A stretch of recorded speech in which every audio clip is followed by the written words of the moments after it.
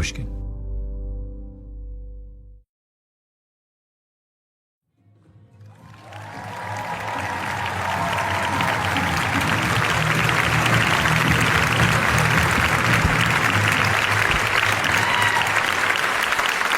Hello. Thank you for coming. My name is Malcolm Gladwell. I am the host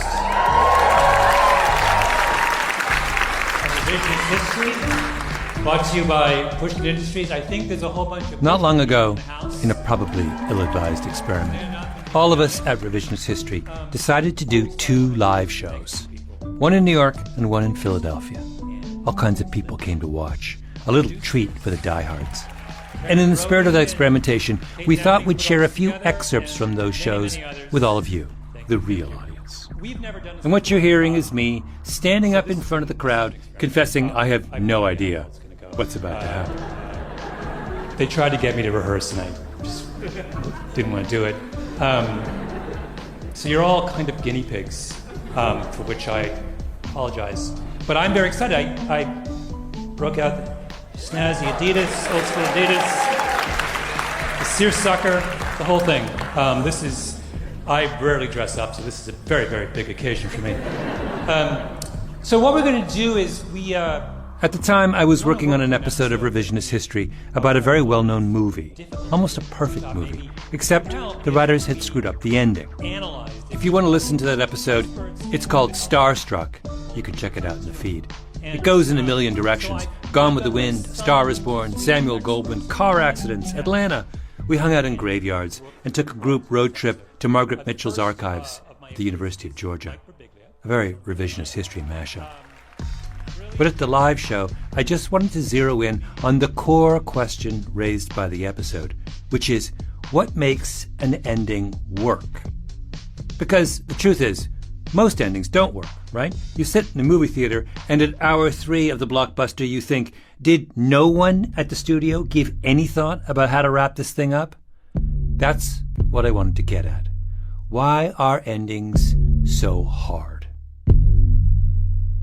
So in our New York show at the Town Hall, I invited the comedian Mike Birbiglia up to the stage to join me in the discussion. Brilliant comedian, a member of the famous Georgetown University comedy mafia, which we can talk about with Mike if we want. It's basically every indie comic worth their salt went to Georgetown. I don't know why. Something to do with frustrated Catholicism. Not sure.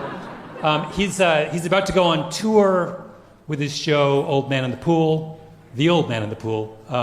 It's a brilliant title. So we're going to start with Mike. Mike, come on out. I hope you're back there.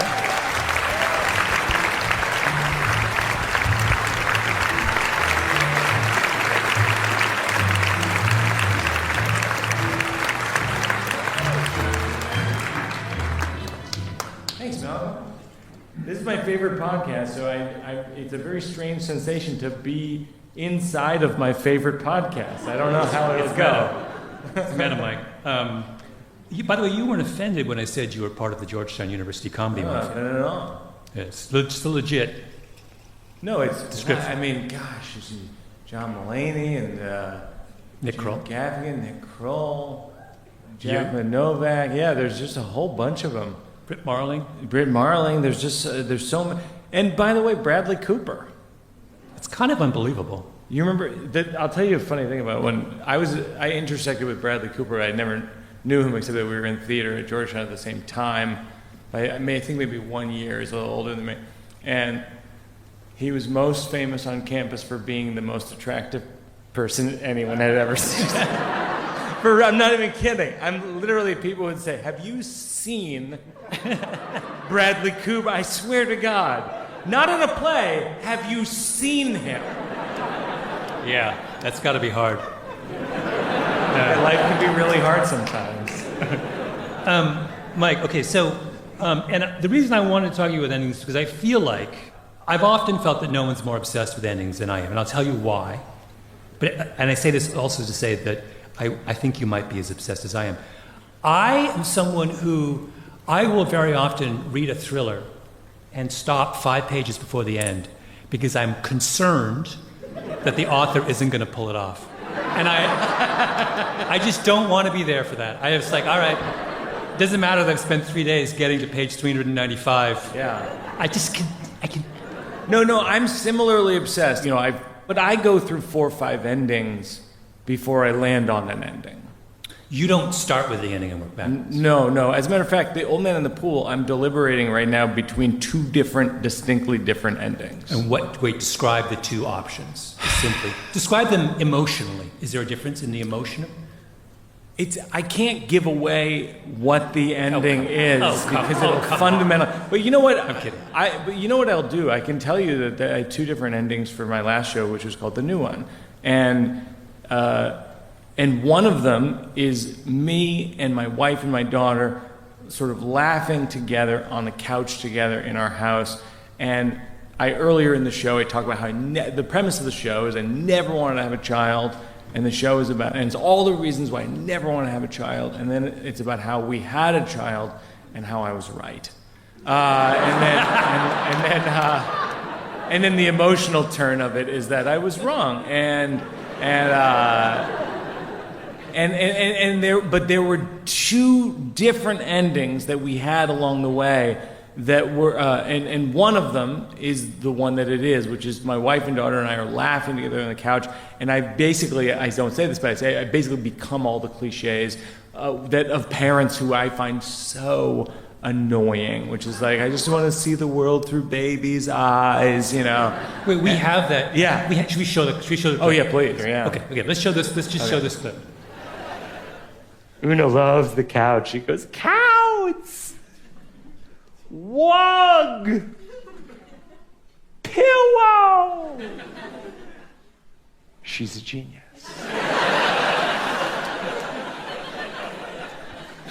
3 of us sit on the couch in the department store. Una's hiding behind each of us, and we go, where's Una? Where's Una? She's clinging to my back as I spin. The more she clings, the more I'm committing. Like, where is Una? Where is she? And she starts laughing so hard, like the hardest I've ever seen anyone laugh my whole life, and I'm in the jokes business. At this idea that she's tricking us. The people in power, the people who know everything. She's fooled us completely, at least this once. And look, I know she's going to grow up and find out that the earth is sinking in the ocean, and we might have to live in an almond milk jug in Pennsylvania. And people can be horrible, but as I'm staring at this monkey on a couch, I feel like she might be one of the people who changes that trajectory. She's laughing so hard that I start laughing in a new way, from my perspective and Jen's perspective and Una's perspective, all at once. We're laughing as one. And in that moment, I feel full. I'm seeing the world.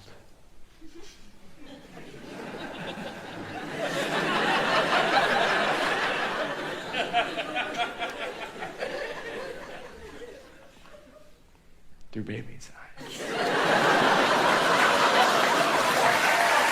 So what's the work that ending's doing? Oh, so that ending is... You're tearing up, Mike. Are you tearing yes, up? You're teared up watching yourself. How dare you, sir? At the town hall? You call me out where we have our town meetings every week? We're all at them, right? No, it is. It's emotional because it's about when my daughter was 18 months old, and she's 7 years old now. So it's so that part of it's emotional. But yeah. So the goal of this ending is the show really mocks to the point of it mocks people with children so mercilessly. If you never want to have children and want to mock people who have children, you're going to love the first half of this special. For example, when a year after this came out a few years ago, I was sent a Reddit thread that was from a child-free community on Reddit. And I have never seen a group of people more excited about the first half of a comedy special because they don't know it turns to me having a child. Yeah. And then they feel completely betrayed when I have a child. Then they hate it. That's one of my definitions of a story. The difference between a story and an anecdote is a story is a narrative that betrays the listener's expectations, right? There must be an act of betrayal for the story to work. Oh, interesting. But wait. So there is a betrayal, but then ultimately, with this ending, the goal is to point out, after all the cliches of like seeing the world through baby's eyes and all this stuff, and it's the most joy I've ever experienced, all these things that you hear these annoying parents say all the time, I concede that I have a moment of that. Yeah. A moment where I'm seeing the world through baby's eyes. And to me, that's the essence of the type of ending I enjoy. Not everybody enjoys. I enjoy an ending where there's a hint of we understand that the emotional journey of the story is this big. We've swung to all over the pendulum, but ultimately the character who we invest in changes this much. Mm-hmm. So like one of my favorite endings of all time is from the movie Big, Penny Marshall movie with Tom Hanks. And I wish I was big, and then he goes to the carnival, and then he's a grown-up, and he has a girlfriend and a job and all these things, and he lives and he does the whole thing, and then he gets to choose at the end that he's gonna be big or he's gonna be small again. And he chooses small, and there's this devastating moment where she looks back at him, and it's his child self in a suit. And it's the visual metaphor of what we've experienced, because he's both of those things. And the change in him is imperceptible. But we know he's changed probably this much. I want to go back to your show for a moment. When you were doing that show, did you have that turn in mind, that idea that you were going to be moving just a little? Did you start with that? Yeah, I think, the alternate ending, I've literally never spoken about this. I performed an alternate ending because I toured these shows for like numbers of years. Like Old Man in the Pool, the show I'm touring now, I've toured for probably 3+ years, probably 3.5 years I've been workshopping it. And so this one was called The New One.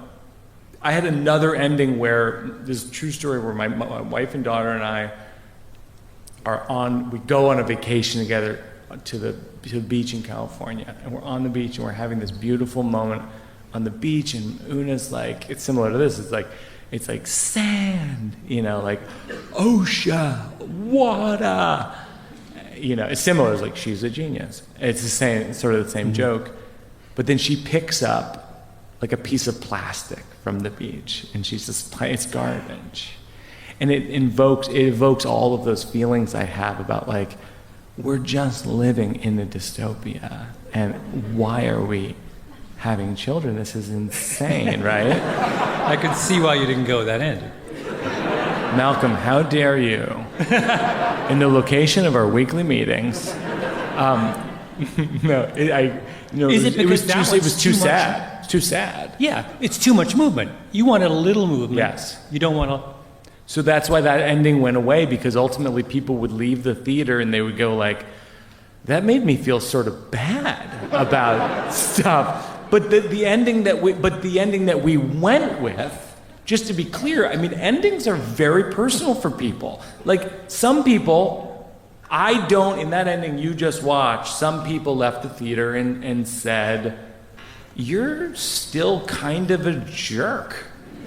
You know what I mean? Like I would get very personal responses where people are like, you're like an ungrateful dad. You're a bad dad, all this stuff. And I'm like, no, I'm being honest with my experience, and this is pretty close. This is exactly what we're talking about, which is that endings carry massive, disproportionate weight. You don't go to a show or a movie or read a book and decide after the first 10 pages that you love it. That's it. I mean, you might say that, but it's a contingent conclusion. You will rescind that opinion in a heartbeat if the last 5 pages or the last 5 minutes don't work. And what's weird about this, of course, is that it's the opposite of the way we evaluate human beings. There's a famous set of studies about college professors where they take student evaluations of their teachers that are generated over an entire semester and compare them to teacher evaluations made by students who've only seen a tiny video clip of the professor, like 10 seconds. What do you find? That the two sets of evaluations are the same. In other words, you're sitting in a class, you listen to your teacher for the shortest moment, and you decide, I like them, I don't like them, and you never revisit that conclusion. The ending doesn't matter. If you have 30 classes with your history professor, your experience in the final class, or the final 5 classes, or even the final 29.99 classes does not alter your impression about the teacher. Our evaluations of other people are front-loaded. That's why, correctly, our parents told us again and again about the value of making a good first impression. But our evaluation of stories is the opposite. It's backloaded. What happens in the last 5 minutes colors every conclusion we drew in the first 2 hours. Now, why is this? I have no idea. But I will guarantee you that every screenwriter and author and podcaster frets endlessly about how their stories begin. Rewrites the beginning a million times, but aren't nearly as fastidious about the ending. Which is nuts. We're all idiots. With the exception, of course, of Mike Birbiglia. When we come back, endings, part 2.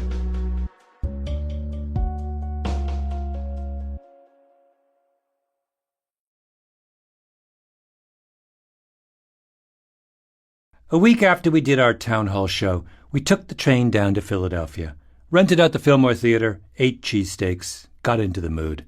And for the opening of the Philly show, I decided to reflect back on some of revisionist history's most and least successful endings. What we're talking about tonight is endings, because I happen to be obsessed with endings. If I'm watching a movie and 3/4 of the way through, there's just too many balls in the air, I'm out. I'm not going to be party to that kind of destruction of the narrative form. I can go on forever about this, and we will actually this evening be going on forever about this. But the crucial distinction in my mind is the distinction between an anecdote and a story. An anecdote is a narrative that conforms with your expectations.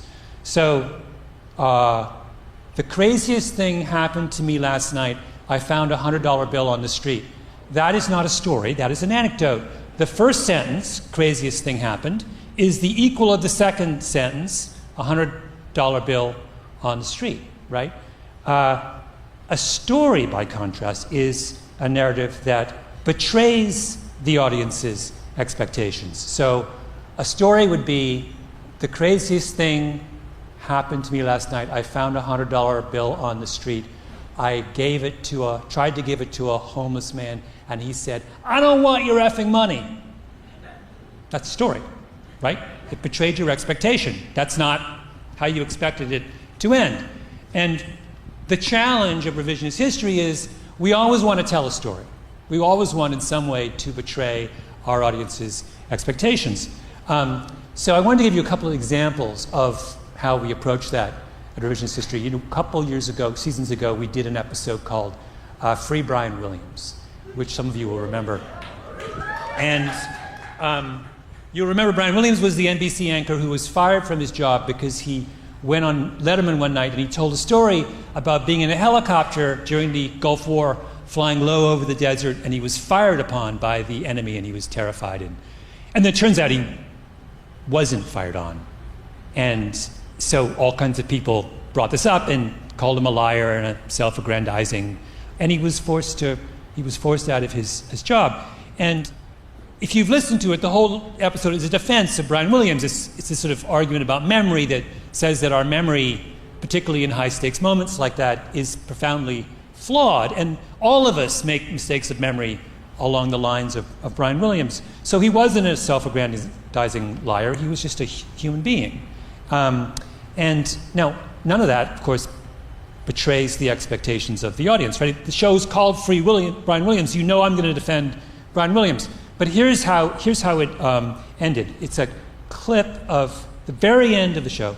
It's a clip of Brian Williams apologizing for his mistake.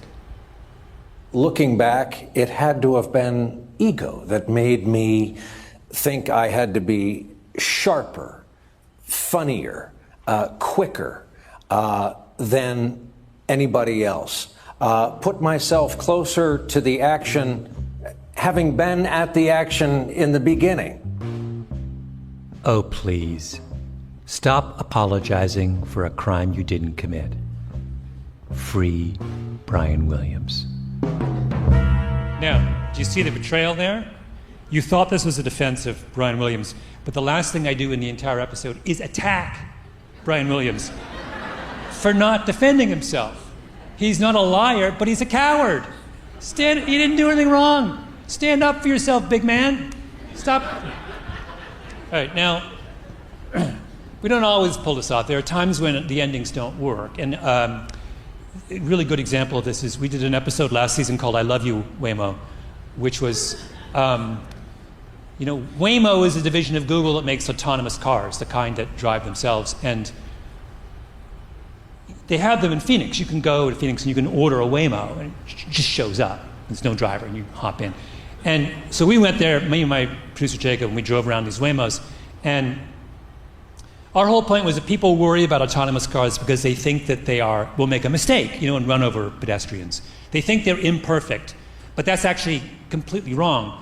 The problem with autonomous cars is that they're perfect. They don't make mistakes. I mean, they got 20 cameras and LiDAR and radar. They're so perfect that they allow everyone else to misbehave. So that if you're a jaywalk, you want to cross the street and you see a Waymo coming, you just jaywalk because you know it will stop, right? It's perfect. And if you're a kid and you're playing soccer in the middle of the street with your friends and a Waymo comes, you keep playing soccer. You don't move. And if you're a cyclist and you want to cycle to work down I-95, you cycle to work down I-95 because the Waymo will drive very patiently behind you. It's not ever... So it's been sold to us by Silicon Valley as this kind of epical technological breakthrough. It's not. It's a complete non-starter. You can't drive a Waymo through any urban area because people are just going to go nuts when they see the Waymo. So we thought the I Love You Waymo was sarcastic, right? So here's how it ends. Jacob and I, we order a Waymo to this parking lot of the Alamo Steakhouse in Tempe, Arizona. And it comes, and then we just start, forgive my language, fucking with the Waymo. And we throw beach balls at it, and it, like a $4 beach ball, and it just stops, because it's Waymo. It's like super polite, not gonna harm a hair on the head of the beach ball. And then I decide what I really want to do is I want to run next to the Waymo and then just constantly cut in front of the Waymo to see what the Waymo will do, right? So here, run the clip. Now he's taking off. Oh, he comes through a hall. Waymo is freaked out. He thinks he's going. He's got ahead of me. I gotta catch him. Waymo.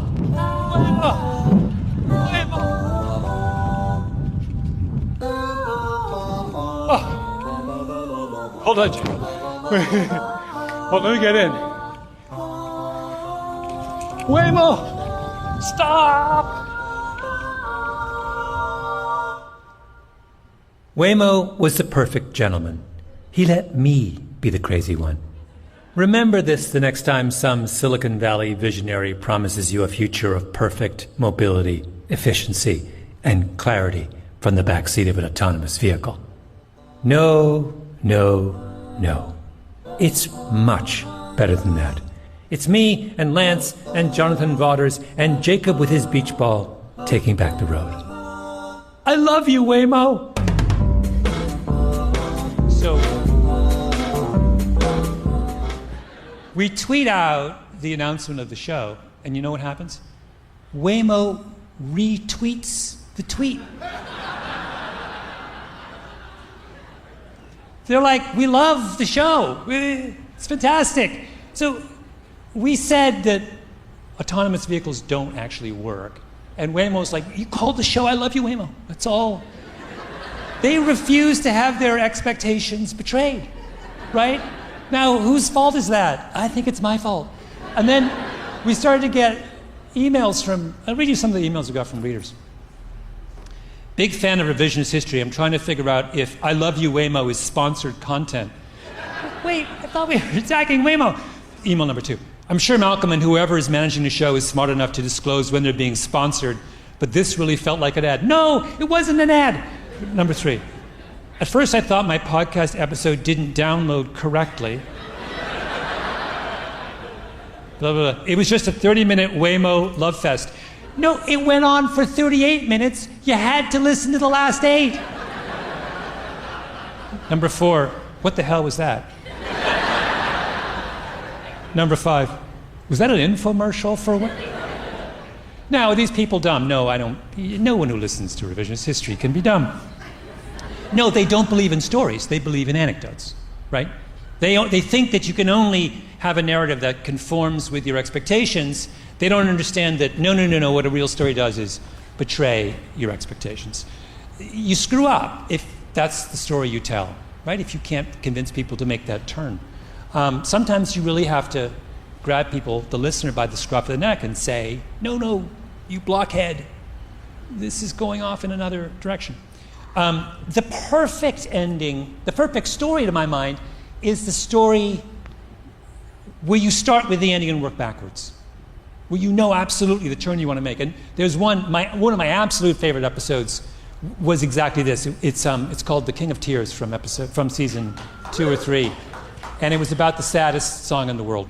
Anyway, I'm rooting around late one night on YouTube, and I run across George Jones's funeral, which is one of the. By the way, if you have 3 extra hours, like if you're incarcerated and have time on your hands, you must watch George Jones's funeral. It's one of the most epic, extraordinary, fantastic Nashville events. They're all there. They're all weeping. It's just schmaltz upon schmaltz upon schmaltz. So I'm watching it like I'm weeping in my pajamas. It's 2 a.m. Every single person in all of Nashville is there in full regalia, cowboy hats up the wazoo. Everyone's like finding a way to out-weep each other on stage. But the climax is, the great George Jones song was, of course, the saddest song ever written by Bobby Braddock. It's He Stopped Loving Her Today, about a guy who's in love with a woman, and he stops loving her today when he dies. He only stops loving her when he's... And the whole song leads up to, you think he's alive, and you realize, oh, no, he's dead, and that's why he stopped loving her. So we're going to play this. Play Alan Jackson. Alan Jackson, who's at the end of the funeral, it's the climax, sings He Stopped Loving Her Today for George Jones's wife, who's in the front row, right? So it's so geniusly meta. Hold, play the beginning of Alan Jackson. As the years went slowly by. And you realize, as he sings, that Braddock's song has gotten even more specific. It's no longer about a long-ago love affair. It's about right now. This is the day George Jones stopped loving Nancy Jones. Alan Jackson takes off his hat and places it over his heart. He stopped loving her today. And if you aren't crying, I can't help you. We love you, George.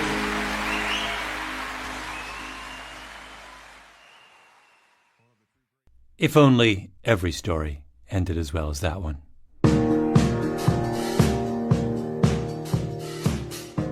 Revisionist History is produced by Eloise Linton, Lee Mengistu, and Jacob Smith.